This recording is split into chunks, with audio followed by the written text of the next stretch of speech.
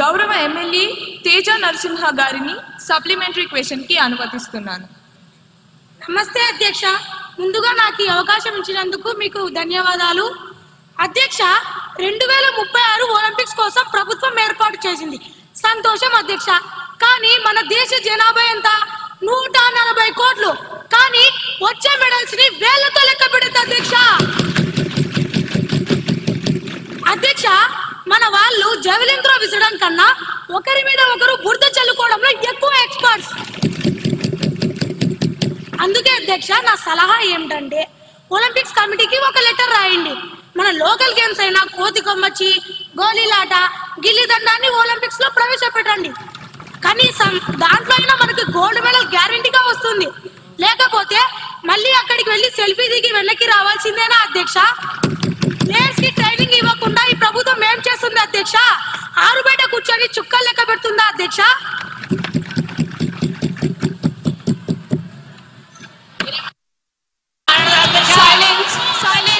సభ్యులందరూ కూర్చోవలసిందిగా, ఈ సభా గౌరవాన్ని కాపాడవలసిందిగా కోరుతున్నాను.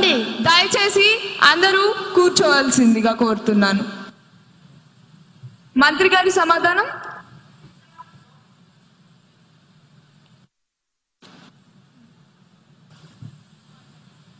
అధ్యక్ష, గౌరవ సభ్యుల ఐడియా అద్భుతంగా ఉంది. మనం మెడల్ టాలీ చూస్తుంటే నాకు అప్పుడప్పుడు బాధగా ఉంటుంది.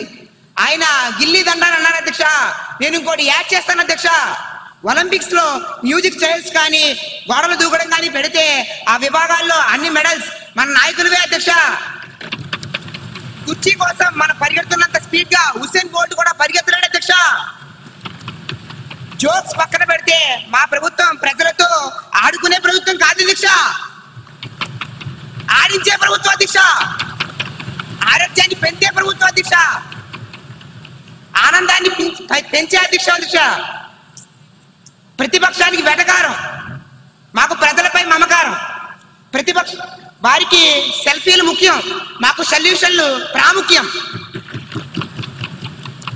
ఆల్రెడీ మా ముక్తి గారు, మా సవరణ అధ్యక్ష, మా ముఖ్యమంత్రి గారు ప్రకటించారు.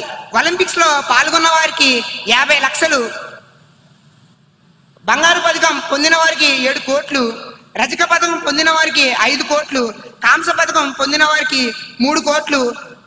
మాది మాటల ప్రభుత్వం కాదు అధ్యక్ష, చేతల ప్రభుత్వం. మన క్రీడాకారుల నైపుణ్యం గల్లీ నుంచి ఢిల్లీ వరకు, ఢిల్లీ నుంచి ఒలింపిక్స్ లో మెడల్ కొట్టే వరకు మా ప్రభుత్వానికి విశ్రాంతి లేదని తెలుస్తున్నాను అధ్యక్ష. గౌరవనీయ స్పీకర్ గారు ధన్యవాదాలు తెలుపుతున్నాను.